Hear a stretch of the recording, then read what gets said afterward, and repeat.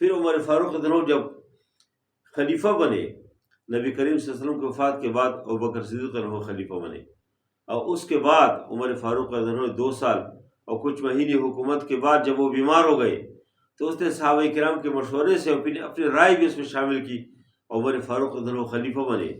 تو اللہ تعالیٰ نے اس کے ذریعے سے عدل و انصاف کی بہت ساری مثالیں قائم کی۔ عمر فاروق رضی اللہ عنہ اسلام لانے سے پہلے بہت سخت دل انسان تھے، بہت سخت، لیکن اسلام نے اس کو، اور خاص کر جب خلیفہ بنے اللہ نے اس کو بہت نرم کیا، نرم دلی، رحم دلی، شفقت اور محبت اس کے دل میں اللہ نے ڈال دی، جس کہ اسلام کی تربیت ہے۔ اور یہ فرماتے تھے عمر فاروق رضی اللہ عنہ کہ اگر دجلہ و فرات کے کنارے کوئی کتا بھی بھوک سے مر جاتے اللہ عمر سے پوچھیں گے۔ اسی احساس کو وجہ سے رات کو وہ گھومتے پھرتے تھے، لوگوں کے حالات معلوم کرتے تھے۔ ایک رات مدینے کی گلیوں میں چکر لگاتے ہیں، مدینے تھوڑے سے باہر نکلے، لوگوں کی حفاظت کے لیے گھوم رہے، قافلوں کی حفاظت کے لیے، دیکھا کہ ایک خیمہ کس نے مدینے سے باہر لگایا کہ اس میں ایک عورت بیٹھی ہے اور ایک مرد ادھر بیٹھا ہوا ہے، اور اس عورت کو بچوں کی پیدائش کی بیماری ہے، وہ شروع ہے۔ اسی دوران عمر فاروق رضی اللہ عنہ نے اس آدمی سے پوچھا کہ کیا مسئلہ ہے؟ جب اس نے بتایا تو اپنے گھر جاتے ہیں، اپنی بیوی کو اٹھاتے ہیں اور ان سے کہتے ہیں کہ آج بہت ثواب کا کام ہے، آپ میرے ساتھ جاؤ۔ بیوی ساتھ جانے کے لیے تیار ہو جاتے ہیں اور ساتھ گھی اور آٹا لے کے ادھر جاتے ہیں، اور ادھر اپنی بیوی سے کہتے ہیں کہ اس مہمانوں کے لیے، اس عورت کے لیے جو اس کی ضروریات ہے اس طرح کھانا بناؤ، اس کے لیے چیزیں بناؤ۔ اور جب اس آدمی کو یہ پتہ نہیں ہے کہ یہ عمر فاروق ہے، یہ خلیفہ وقت ہے، وہ ان سے کہتے ہیں کہ آپ کی طرح خلیفہ ہونا چاہیے، عمر تو کی جگہ سویا ہوگا، آپ کو خلیفہ ہونا چاہیے۔ لیکن عمر فاروق رضی اللہ عنہ اس کو نہیں بتاتے کہ میں خلیفہ ہوں، وہی عمر میں ہو۔ اور جب اس عورت کے ہاں پیدائش ہو جاتے ہیں اور اندر خیمے سے آواز آ جاتی ہے کہ یا خلیفہ یا امیر المؤمنین، اپنے اس بھائی کو خوشخبری دو، اس کو بیٹا پیدا ہو گیا۔ تو جب اس اور بیوی نے امیر المؤمنین کے نام سے جب وہ پکارتی ہے تو اس وقت اس مہمانوں کو اور اس مسافر کو پتہ چل جاتی ہے تو امیر المؤمنین ہے۔ اور اسی طرح ایک رات جو ہے نکلے، دیکھا کہ ایک خیمہ ہے، ادھر لوگ بیٹھے ہیں، چھوٹے بچے ہیں، وہ رو رہے ہیں، اور ہانڈی کے اندر کوئی چیز ہے، وہ ہے کہ ابالنے کی نیت سے کس نے اس کو ہانڈی کے اندر ڈال دیا۔ عمر فاروق رضی اللہ عنہ نے پوچھا کہ ہانڈی میں کوئی چیز ہے؟ کہا نہیں، کچھ چیز نہیں، بچوں کو صرف بہلانے کے لیے ہم نے اس میں ویسے ہڈیاں ڈالی اور اس کو، تاکہ بچے کس بانی جو سو جائے۔ عمر فاروق رضی اللہ عنہ خود بیت المال میں جاتے ہیں، ادھر سے آٹا اٹھاتے ہیں، گھی اٹھاتے ہیں، اس کی خادم اسلم آ جاتے ہیں، وہ کہتے ہیں کہ مجھے دے دو۔ اس نے کہا نہیں، قیامت کے دن اللہ مجھ سے پوچھیں گے، اب سے نہیں پوچھیں گے۔ اور جب دونوں ادھر جاتے ہیں اور وہ بچے کھانا کھاتے ہیں اور خوش ہو جاتے ہیں، اس سے پہلے وہ لوگ اس سے کہتے ہیں کہ صحیح آپ نے آٹا ہمیں پہنچایا اور آپ نے گھی ہمیں دی، بس صحیح اب جائے۔ اس نے کہا نہیں، اللہ کی قسم میں نے اس بچوں کو روتے ہوئے دیکھا، اور جب تک اس کو ہنستے ہوئے نہیں دیکھوں گا ایسے نہیں جاؤں گا۔ وہ بچے جب کھاتے ہیں اور کھیلنے میں لگ جاتے ہیں تو پھر عمر فاروق رضی اللہ عنہ ادھر سے جاتے ہیں۔ عمر فاروق رضی اللہ عنہ ایک رات سفر کرتے ہیں، مدینے میں گھومتے پھرتے ہیں، دیکھا کہ ایک گھر کے اندر ایک بچی ہے اور ان کی والدہ ان کے درمیان گفتگو جاری ہے، اور والدہ اپنی بیٹی سے کہہ رہی ہے کہ دودھ کے اندر پانی ڈالو، بہت عسرت کا زمانہ ہے، بہت تنگی ہے، پانی ڈالو دودھ میں۔ بیٹی نے کہا کہ آپ کو پتہ نہیں ہے کہ عمر فاروق رضی اللہ عنہ نے خلیفہ وقت نے حکم جاری کیا کہ کوئی بھی دودھ میں پانی نہ ڈالے۔ والدہ نے کہا کہ عمر کو کیا پتہ، وہ تو سویا ہوگا کی جگہ، آپ پانی ڈالو، بہت عسرت اور تنگی ہے، پانی ڈالو۔ بیٹی نے کہا اگر عمر سو رہے ہیں تو عمر کی جو رب ہے وہ تو سو نہیں، وہ تو ہستی ہے کہ سوتے نہیں،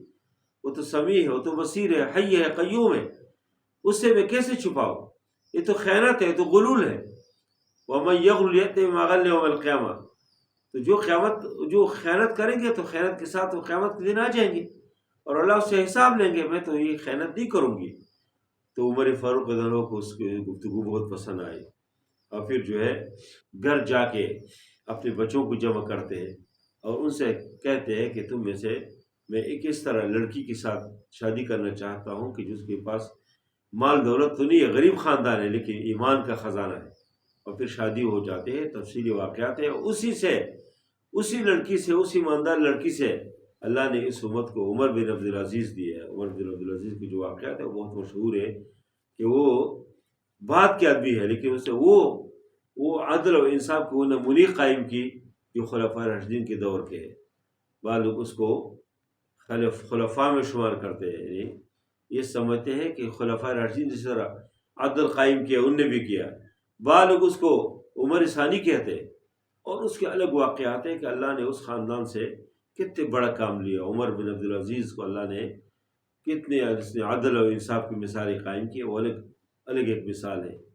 تو اسی طرح عمر فاروق رضی اللہ عنہ کی خلافت کا جو زمانہ ہے وہ امن و امان بھی اس میں اس طرح گئے کہ عمر فاروق رضی اللہ عنہ کے دور میں دیکھا رات میں گشت کر رہے، دیکھا کہ ایک عورت ہے، ایک مسافر ہے، اونٹ کے اوپر اور سوار ہے، اور مدینے کے طرف جو ہے وہ اونٹ اور سوار جو ہے آ رہے ہیں۔ پوچھا عمر فاروق رضی اللہ عنہ، جا کے اس اونٹ کے مہار پکڑ لے اور پوچھا من انت، تم کون ہو؟ اس نے کہا کیا عمر فاروق وفات پائے؟ پھر پوچھا، اس نے پھر کہا، تیسری بار جب پھر پوچھا تو ایک نسوانی عورت تھی، ایک نسوانی آواز، ایک عورت کی آواز، اور اس نے کہا کہ اللہ کی قسم یا تو خود عمر فاروق ہو یا عمر فاروق کا انتقال ہو گیا، ورنہ رات کی اس تاریکی میں کسی کے اندر جرت نہیں ہے کہ عمر فاروق کے اس خلافت میں، اس عدل و انصاف کے دور میں کوئی کسی مسافر کے اونٹ کی مہار پکڑے، کسی میں جرت نہیں ہے۔ یعنی تم خود عمر فاروق ہو۔ کس طرح یہ عدل آ گیا، انصاف آ گیا کہ ایک عورت ہے جس کے پاس سونا موجود ہے، چاندی موجود ہے، اور یمن سے سفر کر کے مدینے میں داخل ہو رہے، اس کو اللہ کے خوف کے علاوہ کوئی اور خوف نہیں ہے۔ اس وجہ سے کہ جب حاکم عادل ہو، حکمران عادل ہو، لوگوں کے درمیان عدل قائم کرے، تو ادھر سب کچھ جو ہے پابند ہو جاتے، اور اس کی انسانوں کے اوپر صرف حکومت نہیں ہوتی عادل حکمران کے، اس کی حکومت جانوروں کے اوپر بھی اللہ تعالیٰ، اس کے اوپر ہواؤں کے اوپر بھی اس کی حکومت قائم ہو جاتی ہے، اس کی حکومت پانی کے اوپر۔ دریا نیل کا جو مشہور واقعہ ہے کہ وہ خشک ہو جاتے ہیں، عمر فاروق رضی اللہ عنہ کے فتوحات کے دوران جب وہ خشک ہو جاتے ہیں، اور ادھر گورنر اس کو لوگوں سے پوچھتے ہیں کہ کیا مسئلہ، لوگوں نے کہا کہ ہر سال میں سے ایک لڑکی کو خوبصورت بنا کے اس کے والدین کو سونا و چاندی دے کے، اور ایک عورت کو، لڑکی کو خوبصورت بنا کے اس دریا میں جب ڈالتے پھر ہی پانی آ جاتے، اور پانی نہیں آتے۔ اس گورنر نے کہا نہیں، مسلم اسلام تو یہ کام نہیں کرتے، اسلام میں اس کی اجازت نہیں ہے۔ دیکھا کہ خشکی آ گئی، لوگوں نے اس سے ہجرت کرنا شروع کیا کہ سب خوش ہو گئی۔ تو عمر فاروق رضی اللہ عنہ کو معلوم ہوا، عمر فاروق رضی اللہ عنہ نے گورنر سے کہا بہت اچھا کیا کہ آپ نے جاہلیت کی اس رسم کو دوام نہیں دیے، اور پھر ایک خط لکھا، خط دریائے نیل کے نام پہ لکھتے ہیں کہ اگر تم اللہ کے حکم سے جاری ہوتے جاری ہو جاؤ، اور اگر اپنی مرضی سے جاری ہوتے ہمیں کوئی ضرورت نہیں، جاری نہ ہو۔ خط لے کے جب اس دریا میں ڈالتے ہیں، ایک خط ہے، کاغذ کا ایک ٹکڑا ہے، تو دریا کے اندر اس طرح پانی آ جاتے ہیں اور طغیانی آ جاتے ہیں، اور چاروں طرف پانی ہی پانی ہو جاتے ہیں۔ ہاں، تو یہ کس وجہ سے؟ عمر فاروق رضی اللہ عنہ کے عدل و انصاف۔ تو جو لوگ انسانوں کے درمیان عدل کرے، جو حاکم عادل ہو، رحم دل ہو، تو دریا بھی اس کی بات مانتے۔